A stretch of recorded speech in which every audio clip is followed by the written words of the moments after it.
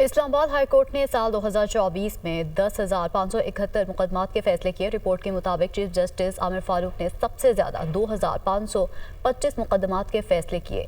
तफसील बताएंगे रिजवान काजी हमारे साथ मौजूद हैं। रिजवान बताएगा कितने मुकदमात के फैसले हुए, रिपोर्ट सामने आ चुकी है।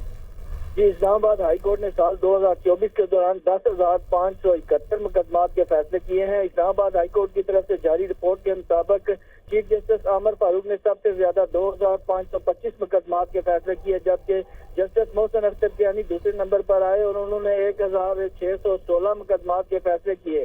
जस्टिस सरदार एजाज इसाक खान ने 1,490 मुकदमात, जबकि जस्टिस मियां गुल हसन और औरंगजेब ने 1,021 मुकदमात के फैसले किए। रिपोर्ट के मुताबिक जस्टिस तारिक महमूद जहांगीरी ने साल 2024 के दौरान 925 मुकदमात के फैसले किए। जस्टिस बाबर सत्तार ने 964 मुकदमात के फैसले किए। जस्टिस अरबाब मोहम्मद ताहिर ने 1,195 मुकदमात के फैसले किए, जबकि जस्टिस सुमन रिफत इम्तियाज ने साल भर के दौरान 835 मुकदमात के फैसले किए हैं। जी ठीक है रिजवान, बहुत शुक्रिया आपका।